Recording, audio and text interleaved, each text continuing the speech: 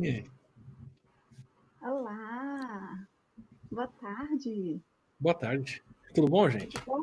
Tudo jóia. Gente, boa tarde a todo mundo. Eu vou começar me apresentando. Então, eu sou a Clara. Eu sou a Clara Augusta, uma sergipana, oncopediatra, mãe de duas Marias, que trabalho na Bayer há alguns anos, responsável pela área médica da oncologia. E fiquei extremamente lisonjeada quando fui convidada para moderar um painel com duas pessoas que têm o dom de comunicar saúde. E no momento de pandemia e que a gente tem um painel que se chama Desvendando a Saúde, entender o que é a comunicação da saúde para que as pessoas de fato entendam e vivam melhor é uma arte. E a nossa provocação dentro do nosso painel nesses próximos 55 minutos é a seguinte: novos hábitos pós-pandemia podem nos ajudar a viver melhor? Para que a gente chegue a responder essa pergunta no final dessa nossa quase uma hora, a gente pensou num fluxo de começar falando de ciência, de tecnologia, até que a gente, de fato, traga essas reflexões, porque não são respostas, né? Que não tem certo ou errado. A pandemia nos ensina a todo minuto que não tem certo e errado, que as nossas verdades estão caindo. As pessoas estão falando muito de mudança do padrão de saúde emocional, de autocuidado, de qualidade de vida. Então, para que vocês entrem com a gente nessa discussão, eu vou pedir, por favor, para a Natália se apresentar, em seguida o Átila, e aí a gente já começa essa conversa. Olá, antes de tudo, boa tarde. É um prazer enorme estar com vocês aqui nessa tarde. Eu sou Natália Cuminali, eu sou jornalista especializada em saúde, cubro saúde há mais de uma década. Vi várias pandemias não, mas vi vários surtos acontecendo, vi surto de dengue, de zika, de chikungunya, vi febre amarela, vi as pessoas entrando em pânico com H1N1, com ebola, e daí agora temos hoje o coronavírus, né? Então, cubro muito tempo esse assunto, gosto muito de falar de saúde, acho extremamente importante traduzir informação científica para o público leigo, porque eu acho que só se educando e só entendendo do que a gente está falando é que as pessoas conseguem se proteger. E é um prazer, de novo, estar aqui com vocês e queria agradecer também a Bayer pelo convite.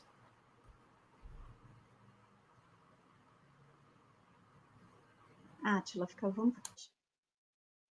Eu tava aproveitando e dando a brecha pra Serra parar aqui, porque a vizinhança aparentemente não tá seguindo quarentena, não. Prazer, gente. Eu sou Átila Marino. Obrigado a Bayer, obrigado a Clara, obrigado a Natália pelo convite, pela presença aqui. Prazer enorme. Bom, eu sou biólogo de formação, fui fazer pesquisa na pós-graduação em virologia, porque é uma área que tem atenção, demanda e que a gente não precisa não, mas a gente se beneficia de não se especializar em uma coisa só, estudar o hábito das pessoas, dos vírus, ecossistemas, dos mosquitos, de tudo, sempre enriquece o trabalho, eu gosto muito de ter essa visão ampla das coisas. Trabalho com como vírus se espalham há bastante tempo já, e junto com esse trabalho eu sempre fiz divulgação científica e passei por essas pandemias todas também, estudando os vírus, estudei acho que o vírus que causa a maior pandemia atual em número de pessoas atingidas, que é o HIV, com quase 40 milhões de pessoas ainda com ele, apesar da gente ter fechado os olhos um pouquinho para o que acontece. Estudei bastante Zika, estudei um pouco chikungunya, vírus da raiva, estudei o ebola quando ele estourou, inclusive vendo quais eram os hábitos que as pessoas tinham que não deixariam o vírus se espalhar no Brasil, como né, acabou não acontecendo de fato. E pela primeira vez estava fora da pesquisa, mas muito mais envolvido com divulgação científica agora e com informação na época da Covid, que está sendo essa mudança toda na nossa vida, inclusive na nossa saúde, né? Então, estava com a faca e o queijo na mão para conversar com as pessoas agora e acho que tem uma demanda muito grande por informação sobre isso. Estamos aqui justamente por isso. É isso mesmo. Sorte a nossa que vocês já estavam comunicando ciência nesse momento. Então, acho que dá para a gente começar a conversar efetivamente, entrar mais profundo nos tópicos.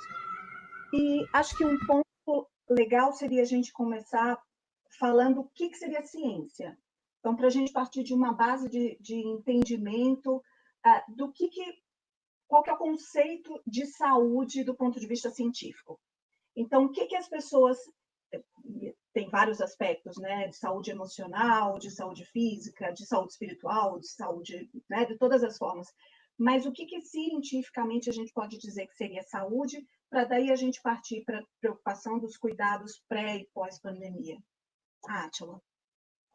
Legal. Bom, a ciência em si é um conjunto de métodos que a gente tem para descobrir como o universo funciona, que parece simples, a gente fala o tempo todo sobre, mas em momentos de pandemia fica muito claro de perceber como é difícil de fazer isso, né? Como é difícil da gente entender como o vírus se espalha, o que afeta as pessoas, como combatemos esse vírus, que remédios que funcionam ou não, ou melhor, que compostos que são remédios nessa hora ou não.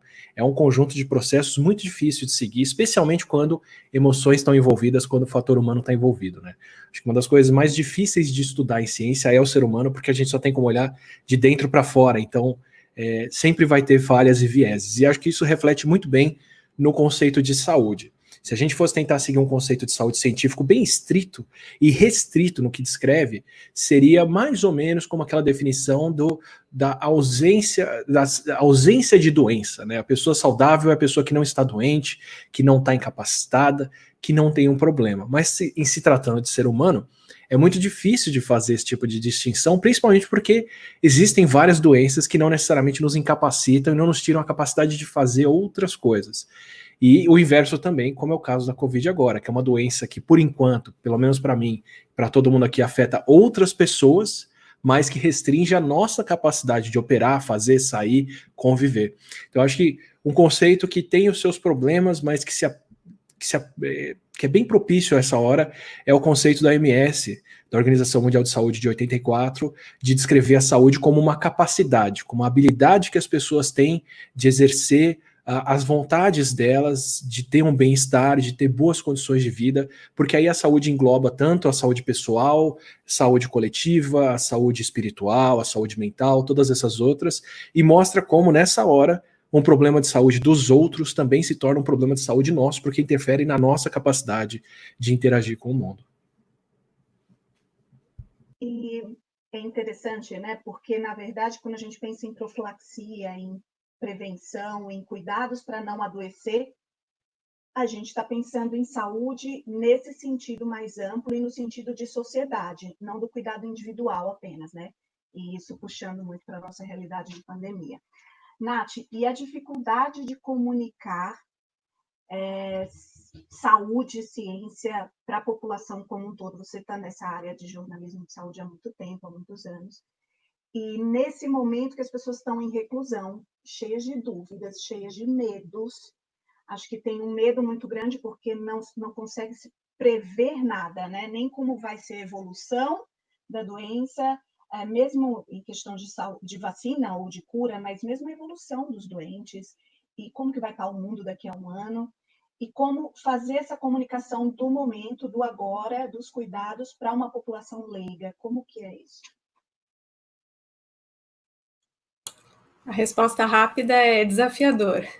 É desafiador comunicar a saúde de qualquer forma. Eu acho que saúde não é um assunto muito simples, não é qualquer pessoa que lê um estudo científico, entende um estudo científico, entende o peso daquele estudo científico, vê se aquilo de fato se traduz para a prática das pessoas, para a vida prática das pessoas. Então, assim, às vezes você vê uma manchete, às vezes você vê um título de um estudo e você coloca aquilo como se fosse uma realidade. E é difícil você, de fato, conseguir mostrar para as pessoas que não, calma, isso aqui os cientistas ainda estão estudando, a gente ainda precisa de um pouco mais de tempo para chegar, de fato, numa solução, numa saída, num tratamento em relação, por exemplo, ao coronavírus.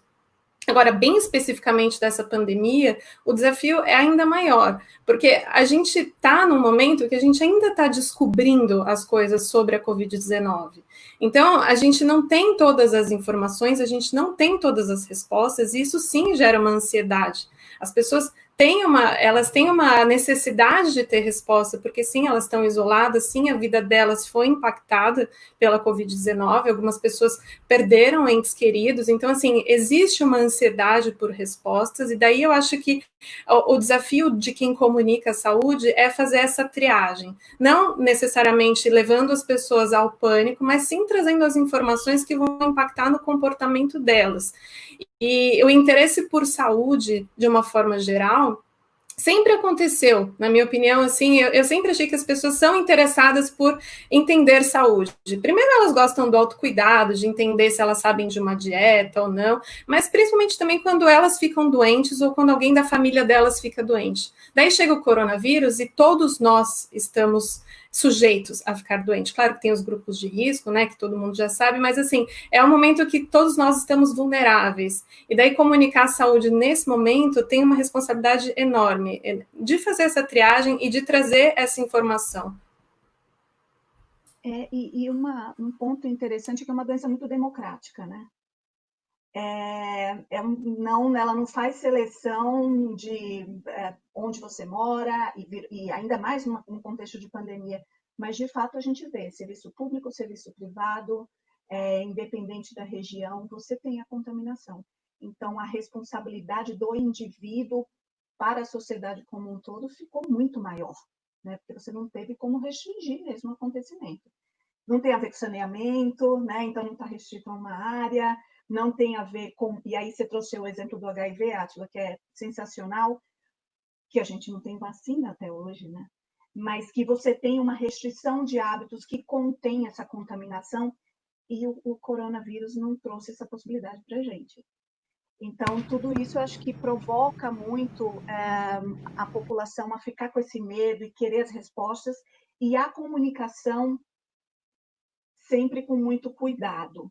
O que eu queria entender de vocês? E aí é o quanto que as pessoas, durante esse processo de comunicação da saúde e do corona e da pandemia, o quanto essas pessoas apreendem esse conteúdo e o quanto essas pessoas entendem que os dados vão mudando e que a gente não necessariamente tem erros, mas que a gente está tendo novos aprendizados de algo desconhecido.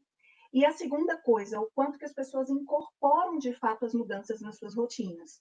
O quanto que vocês acreditam que isso já está acontecendo. Posso começar? Eu acho que as pessoas não estão preparadas para como a ciência é feita, porque nem sei se é o papel de todo mundo entender o processo científico. Com certeza é bom, pode ser muito produtivo, mas não sei o quão factível é ensinar para todo mundo como a coisa acontece. E aí acompanhar esse processo em tempo real agora é muito atordoante, né? Mas a gente não sabe, por exemplo, que a relação entre vitamina C e que a vitamina C é uma vitamina necessária e que ela era a cura do escorbuto, foi um processo que foi descoberto e perdido 2 ou 3 vezes na história da humanidade.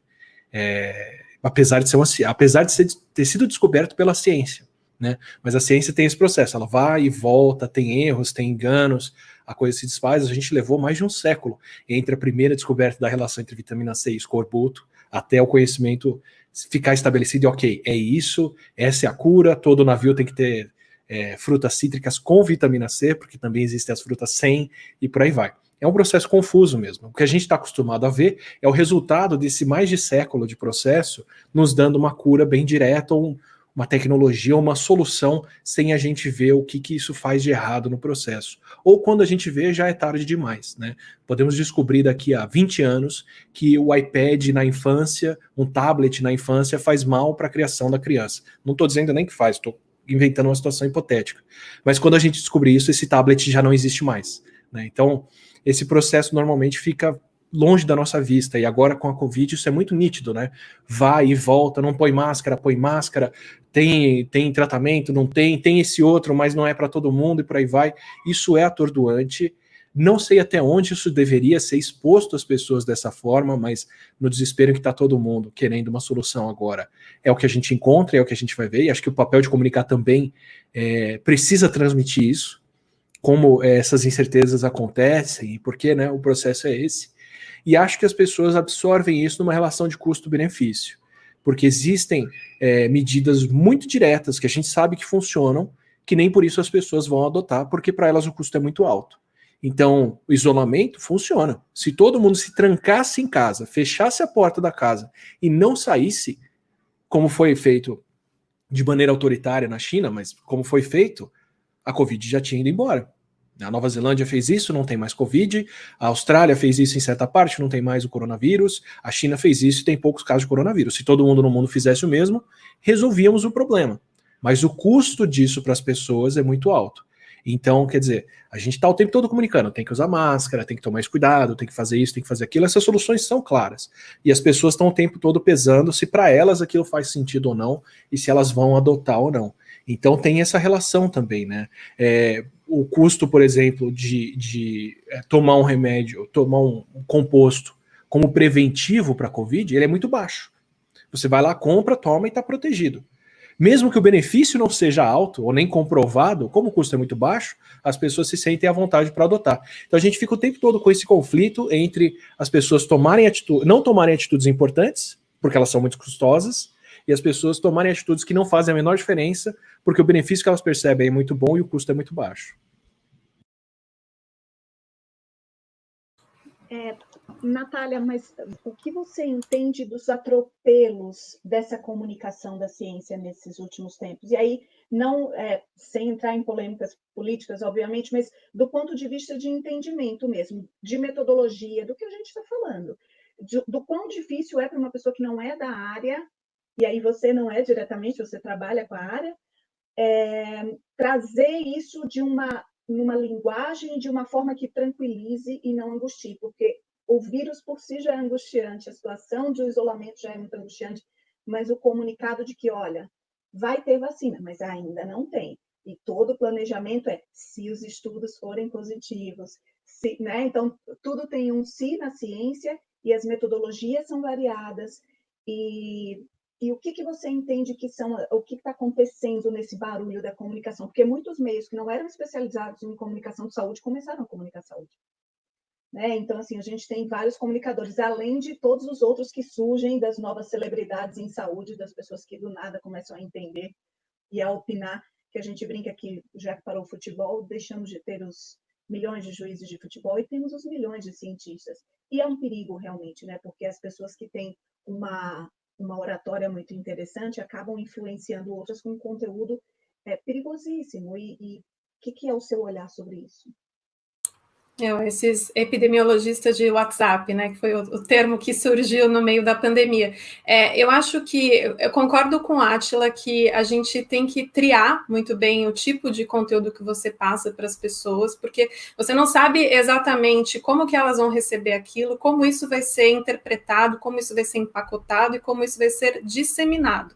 Então, a gente, para não entrar em polêmicas, mas a gente teve aquela comunicação da OMS sobre o vírus ser ou não transmitido por pessoas assintomáticas, e teve algumas pessoas que pegaram aquela informação e fizeram manchetes que não faziam sentido, sendo que não foi isso, apesar de ter sido uma comunicação super atrapalhada da OMS, mas não foi isso que a OMS disse na entrevista. Então, assim, a minha comunicação, sempre nesse sentido, é trazendo o contexto. Eu acho que as pessoas sempre precisam de contexto. E, infelizmente, a comunicação atual, no momento da pandemia, e até um pouco antes também, isso é uma crítica em geral ao jornalismo e tal, nem sempre coloca o contexto das coisas. Às vezes acontece de você simplesmente dar uma manchete, que é o que a gente chama de lead ali no começo, você diz o que aquilo significa, coloca os números do que aquilo representa, mas não dá o contexto para as pessoas. E o contexto nada mais é do que você estava dizendo, doutora.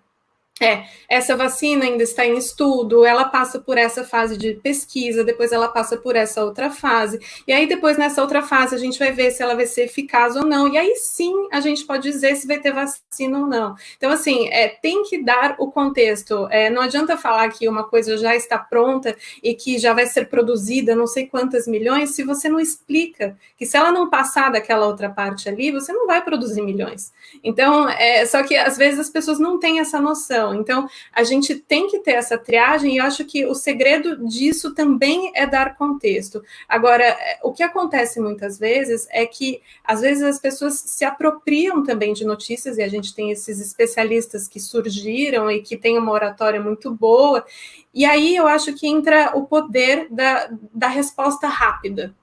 Eu acho que quanto mais rápido a gente responde uma notícia que, enfim, a gente não pode nem usar o termo notícia falsa, né? Porque se ela não é verdadeira, ela não é notícia. Mas, enfim, se a gente responde uma informação inverídica, assim, de qualquer forma, rápido, a gente consegue frear isso mais rapidamente. Então, a gente viu isso muito na pandemia, principalmente no começo, quando a gente tinha toda essa disseminação de fake news por WhatsApp. Eu acho que nunca as pessoas tanto começaram a falar para os próprios familiares, olha, isso aqui é fake, para de transmitir. Eu acho que isso acabou educando as pessoas, de certa forma, educando para questionar de onde que vem a informação, quem foi que publicou. Saiu uma pesquisa da Datafolha que diz que as pessoas acreditavam o jornalismo profissional a ter as informações mais valiosas. Então, 50%, 60% das pessoas acreditavam o jornalismo profissional a isso, e que não confiavam tanto em informações que estavam nas redes sociais. Ao mesmo tempo, a gente teve esse crescimento da confiança dos periódicos mais tradicionais, e a gente também teve o crescimento de grandes personalidades que ajudam a traduzir todos esses conceitos científicos que são difíceis, né? A gente tem o Átila aqui, que ajudou muita gente a entender o que estava acontecendo. Essa tradução para a linguagem se faz necessária quando aquilo tem impacto direto, mas eu realmente concordo com vocês, porque da mesma forma que eu não, como uma pessoa que não entende absolutamente nada de engenharia, se alguém vem me dar uma notícia de que existe um risco X e não me contextualiza, eu vou entrar em pânico e eu vou dormir na casa de alguém hoje. Né? Então, assim, se vem me dar uma informação de uma área que não é minha, mas pode ter impacto na minha vida, então que me explique na linguagem que eu consiga captar a essência, mesmo que os detalhes eu não consiga ter na mesma profundidade. E aí, o papel do comunicador de saúde, eu acho que um fórum como esse, que tem muita gente jovem assistindo e tudo mais, é muito importante para isso, para se ter muita responsabilidade com aquilo que se comunica, especialmente quando você interfere na vida das pessoas diretamente, né? Eu queria só fazer um complemento também, que é a primeira vez na história do combate nosso a uma pandemia que a gente sabe tanta coisa em tão pouco tempo, né? Com um mês e meio no máximo de pandemia, mesmo se a gente considerar que ela começou em novembro, já se tinha o genoma do vírus publicado, já se sabia qual era o vírus, quantos casos estavam acontecendo e por aí vai. Junto com essa informação toda vem o ruído todo, né? Então, ótimo, pela primeira vez a informação está disponível em artigos já submetidos, nem são artigos ainda em revista, para todo mundo poder compartilhar o manuscrito antes e entender. Legal, mas essa informação toda também está disponível para um público que não está preparado para ler ela e não vai saber fazer a filtragem dos cientistas. Então não tem jeito, né? Se a gente sobe a balança da quantidade de informação disponível, a balança da qualidade ou da acurácia da informação vai ter que descer, pelo menos temporariamente, e nesse momento de afã por informação boa, se complica bastante. Sim, e a gente teve aquele problema do Lancet, né? Então, os problemas relacionados a publicações e todo cuidado e sempre tudo, mas por que é tão moroso? Por que demora para sair? Porque você tem que ter muito cuidado com aquilo que você afirma, minimamente, especialmente se aquilo põe em risco a vida das pessoas, né? Interessante. Partindo, então, dessa coisa toda de investimento da ciência num momento de pandemia, a tecnologia veio muito forte para ajudar a gente no momento de isolamento, né? E aí de telemedicina até outras questões um pouco mais complexas. Eu queria um pouco que vocês comentassem, e aí eu acho que, Átila, do ponto de vista de, a gente sempre vê em grandes crises, em grandes guerras, né, como a medicina evolui, como a ciência evolui. Mas a tecnologia, nesse momento, já vinha com uma bagagem, estava meio pronta, esperando a gente. E eu acho que muito do que não se usava ou não se potencializou de uso de determinadas tecnologias, agora a gente foi obrigado a usar. O que você contextualiza de tudo isso? Perdão, de novo. Eu acho que o que a gente vai ver é esse reforço de tendências, claro, que já existiam, né? Tem a criação de novas tecnologias, né? O que a gente mais usa hoje, o mais limitante para os pacientes com Covid, que é o respirador ou o ventilador e a UTI, que à medida que está todo mundo de olho o tempo todo, vieram de uma pandemia anterior, que é a pandemia de poliomielite, né? Parte dos medicamentos que se usa para Covid hoje, o que se testa, vieram de pandemias como a de HIV ou epidemias como foi a de Ebola. A estratégia de vacina também veio disso. Então, com certeza tem consequências que a gente não consegue nem estimar agora, que vão vir mais para frente. Algumas que eu dou como certas que já estão em prática são telemedicina, claro, esse contato à distância, que para mim, na saúde em particular, é muito niveladora, porque é um problema presente. Aqui no Brasil a gente discute o tempo todo como levar o acesso à saúde para quem está numa situação mais para o interior do país ou em lugares com menos infraestrutura. E claro, ainda existe a carência de infraestrutura, mas se a África nos mostra alguma coisa, é que a cadeia de transmissão de vacinas lá foi fomentada pelos geradores para manter a antena de celular funcionando, né? Então, se tem uma força tecnológica no mundo que levou a informação para as pessoas, foi o celular, foram os smartphones, e provavelmente vão ser a primeira tecnologia disponível na mão de muitos brasileiros aqui, que nunca tiveram nem linha telefônica, talvez nem TV.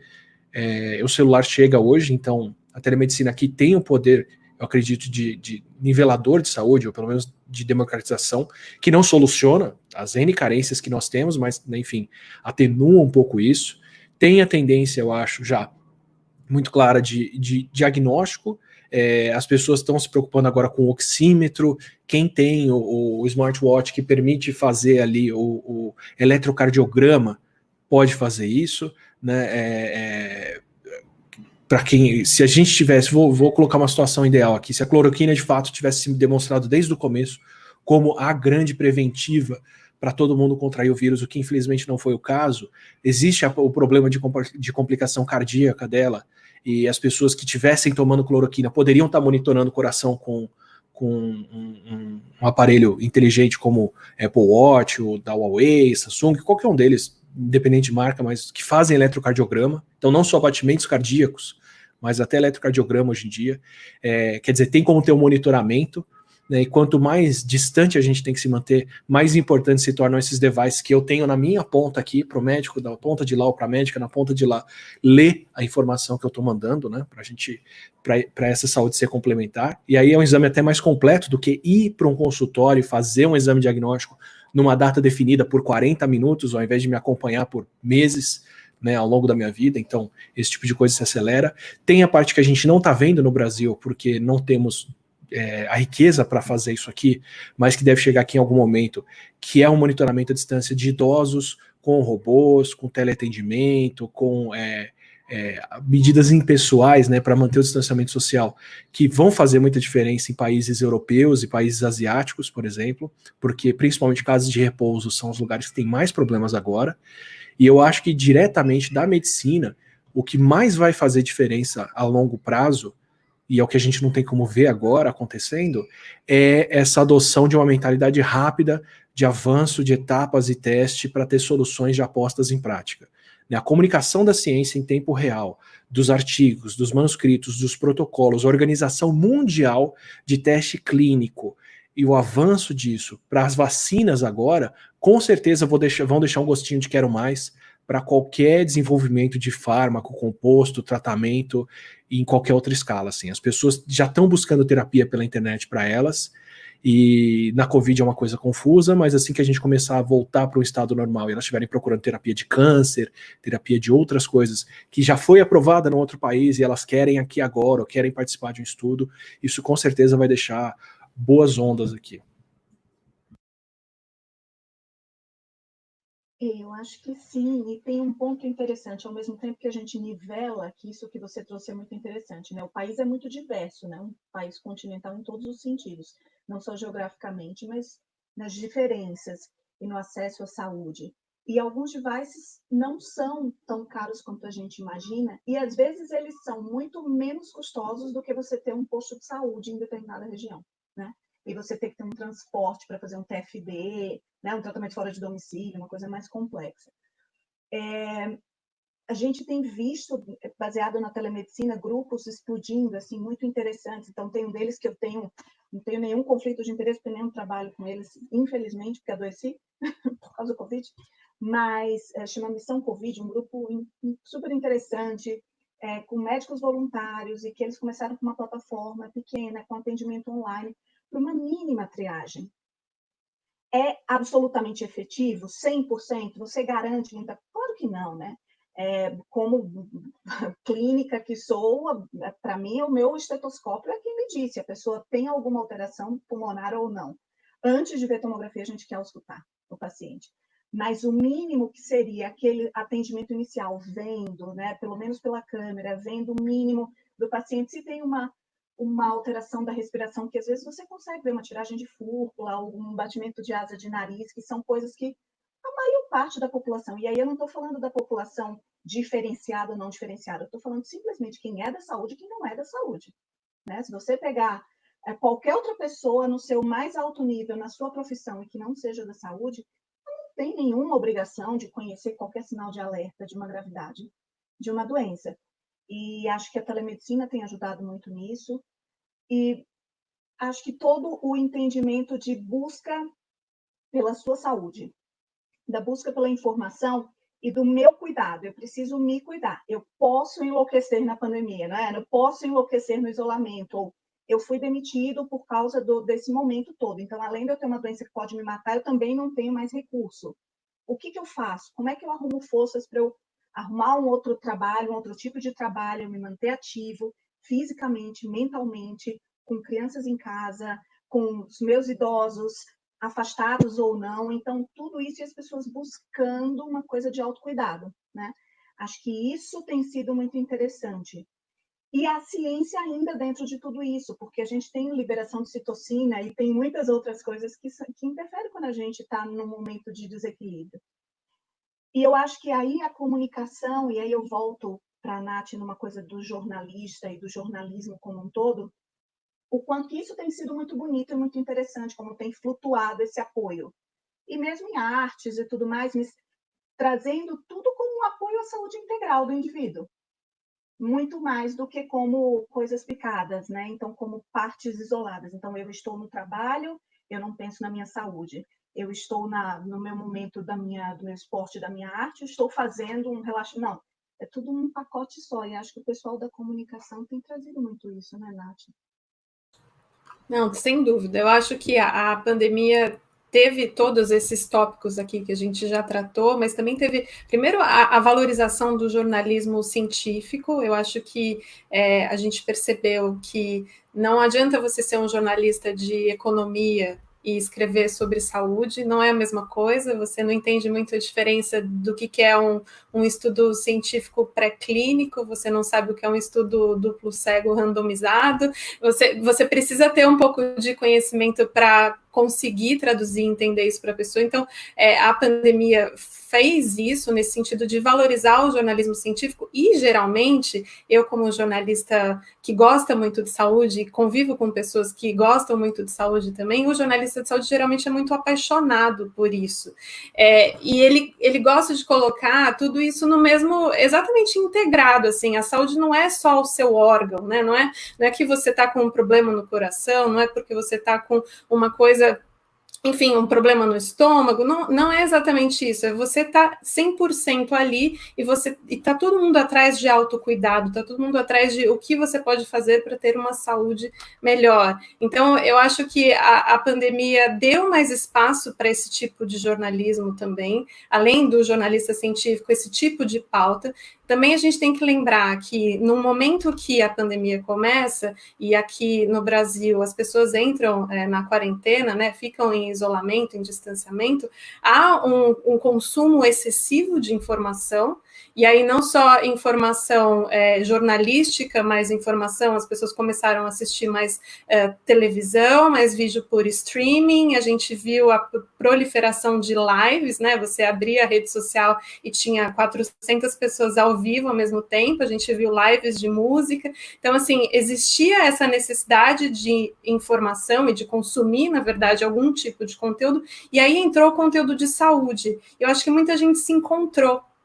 Quando a gente fala de saúde, eu acho que muita gente se encontrou na pandemia, porque a pessoa começou a refletir sobre a própria saúde. Eu acho que pela primeira vez, a gente, pelo menos aqui nesse século que a gente está nessa pandemia, a gente pensa que é importante ter saúde. Como comunidade, como uma coisa coletiva. A gente tem medo de guerra, tem medo de desastre natural, mas a gente não tinha muito medo de pandemia. Então, eu acho que a pandemia trouxe essa reflexão e deu esse espaço para o conteúdo de saúde.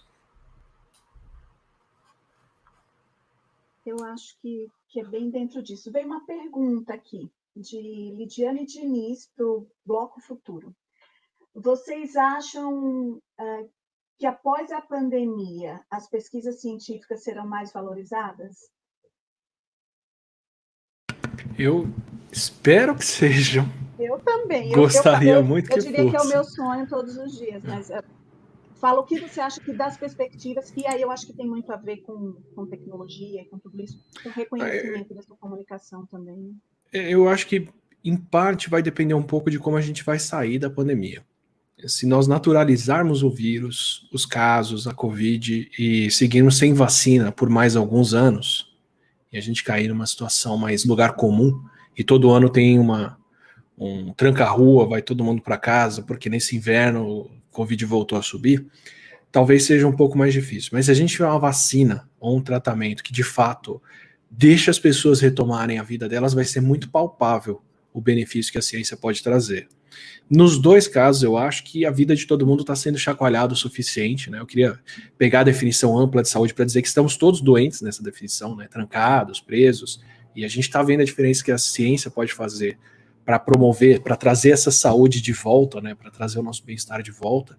Eu acho que vai ser mais fácil depois de valorizar e apoiar esse tipo de iniciativa, né? Não tem nada como alguma coisa fazer diferença na nossa vida para a gente saber reconhecer, assim como espero que os pais reconheçam mais o papel dos professores, agora que estão vendo o que é o dia a dia com as crianças de forma intensa, a gente reconhece um pouco mais, né, o papel de profissionais essenciais, porque começa a faltar tudo ao nosso redor, e acho que ter esse bem-estar trazido de volta pela ciência vai fazer as pessoas valorizarem um pouco mais, sim. O difícil vai ser os cientistas saberem capitalizar isso e transformar numa iniciativa que de fato aumenta fomento, aumenta a publicação e perceberem que eles têm que continuar comunicando o que estão fazendo para as pessoas verem esse valor. Eu só complementando. Isso, Nath, que depois eu queria entrar um pouco mais nessa coisa do investimento à pesquisa.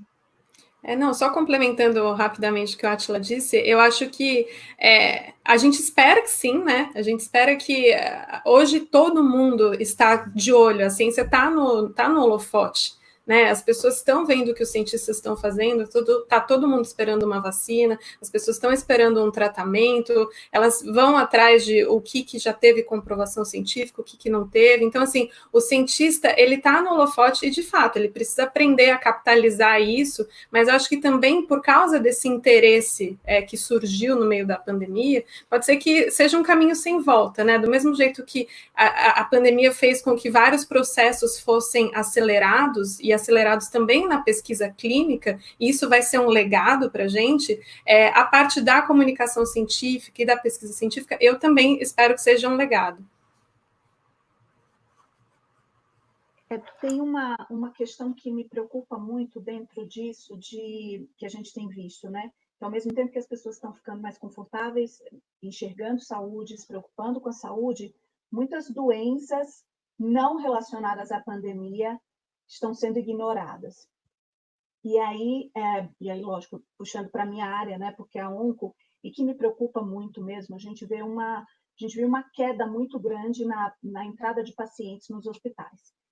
E quando a gente pensa que não existe nenhuma estatística, ou não havia nenhuma previsão e nenhuma razão para que a taxa de câncer tenha sido reduzida, porque o câncer diminuiu, porque a incidência de câncer diminuiu, porque as pessoas não vão ter câncer, o que a gente entende é que as pessoas estão em casa sem saber que tem.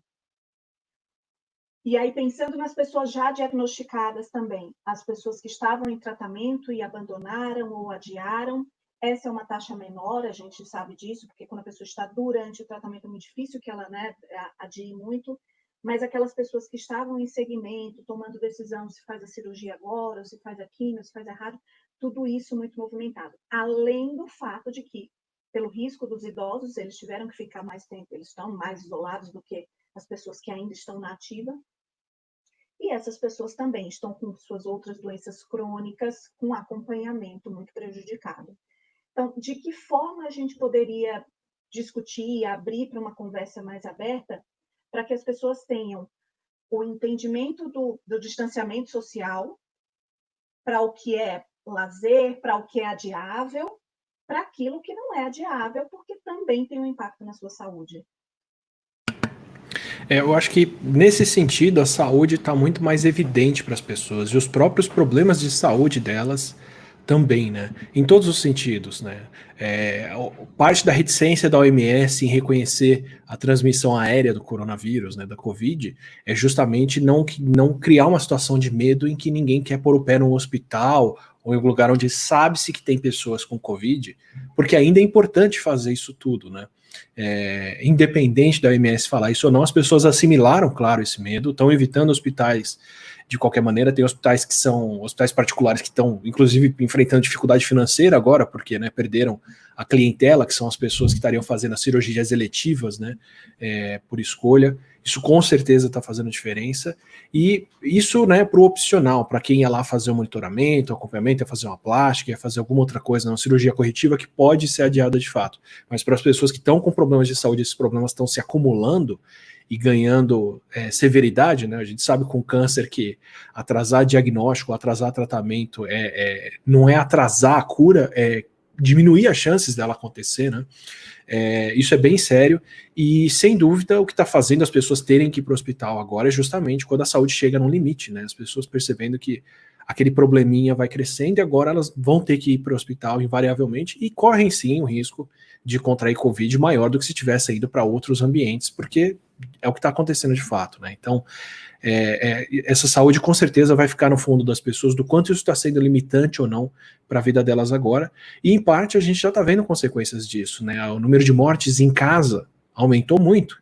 E por que essas mortes estão acontecendo em casa? Uma parte pode ser Covid, claro, mas, né, tem desde as pessoas que deixam a coisa ficar muito mais séria porque não querem ir fazer um exame, um teste, um acompanhamento, até as pessoas que não conseguem ter uma ambulância chegando em casa porque a ambulância está ocupada carregando gente com Covid para lá e para cá, né?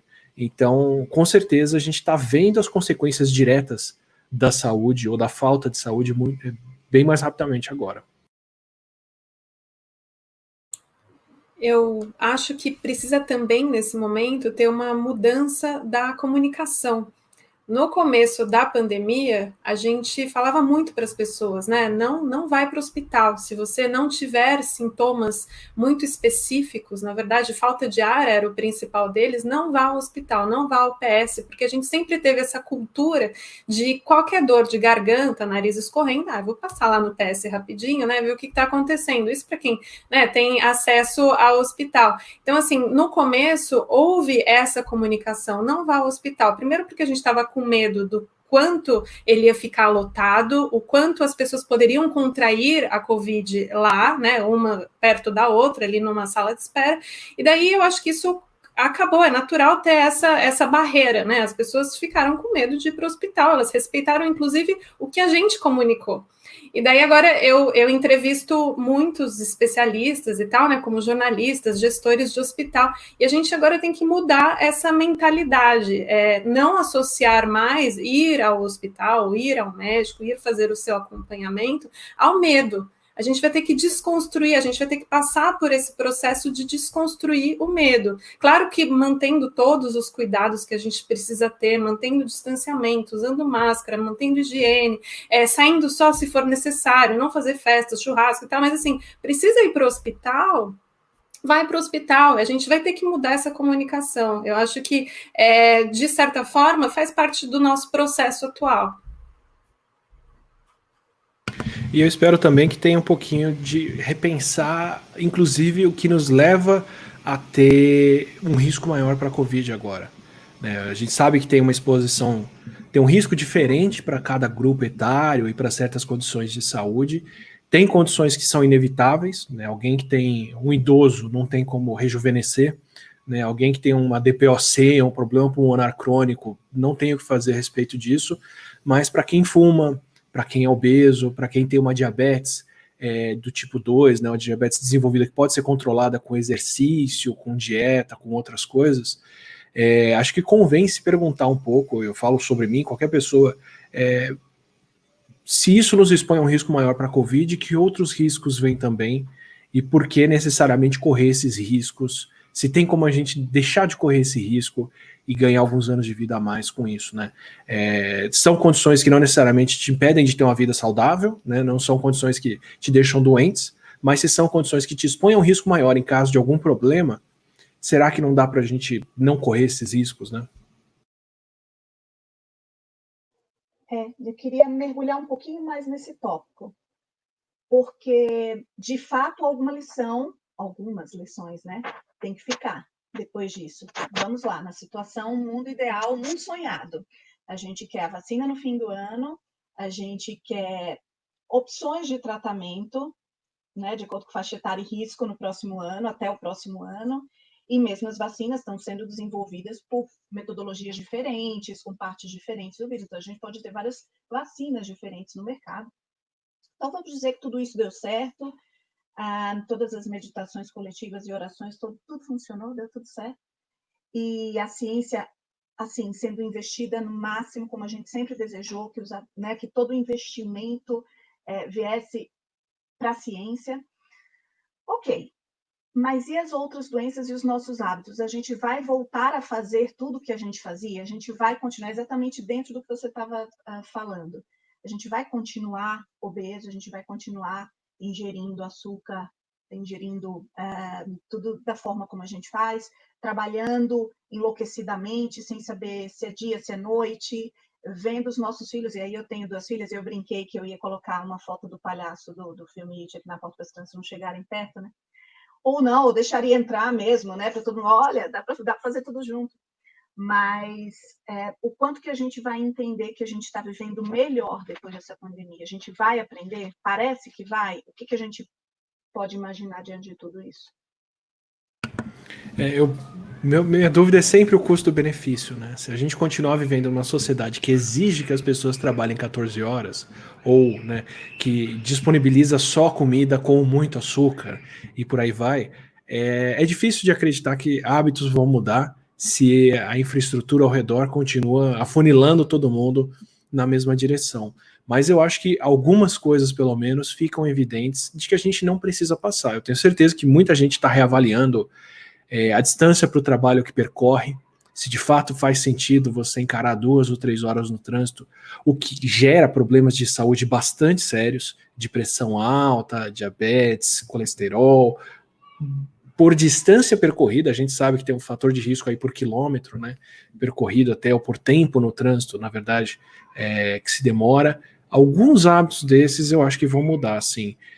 Espero também que hábitos de exercício e outras coisas, mas esses eu também não sei o quanto vão refletir na falta que fez para as pessoas, mas esse hábito de olhar para a própria saúde, olhar para a condição de trabalho e olhar para o quão exposto a gente está ou não diretamente, muda sim, porque isso tem mais a ver com as atitudes individuais das pessoas.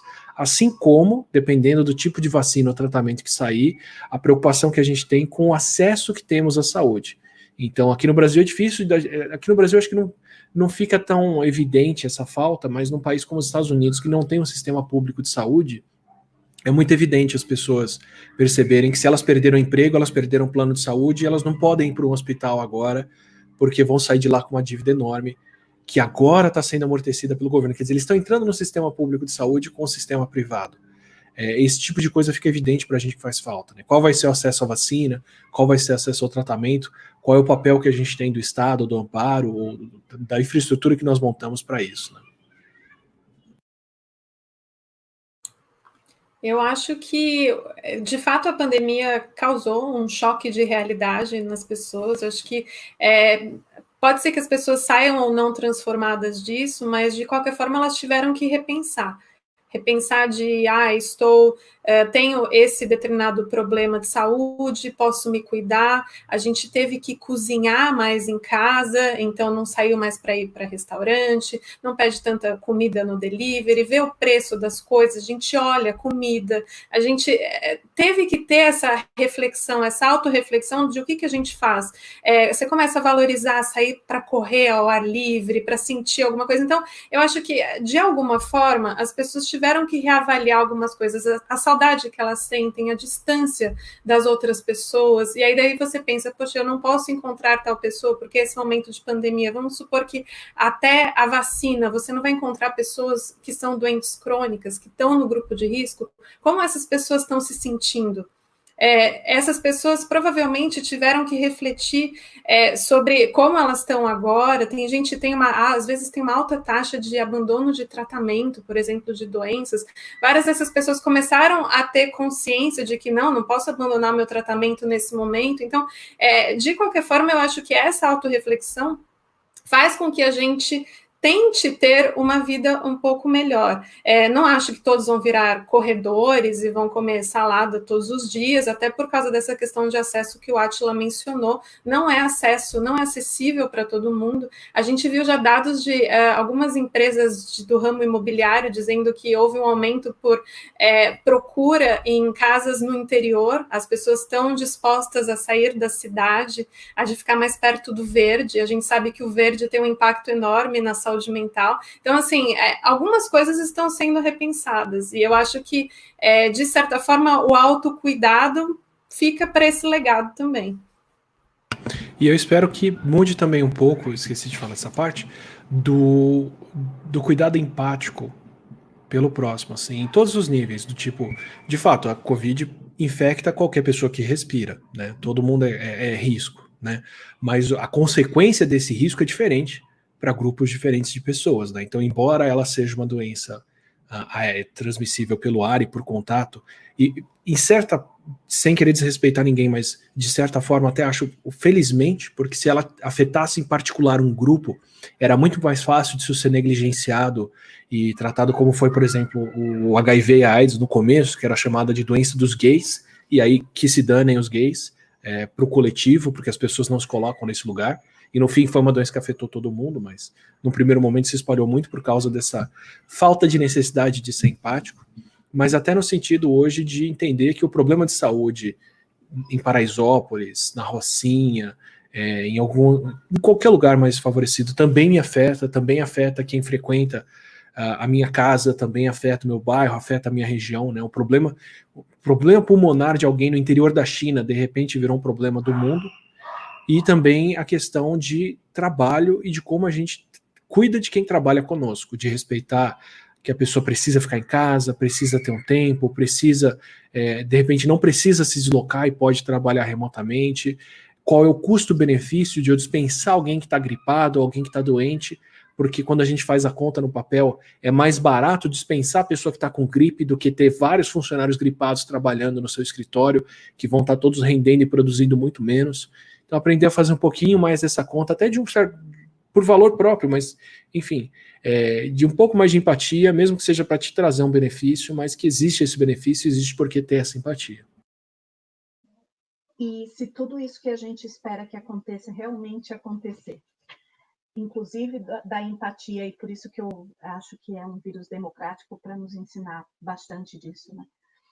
Vocês acham que isso diminui a chance da gente ter uma nova pandemia ou da nossa sociedade estar mais pronta para enfrentar uma próxima pandemia?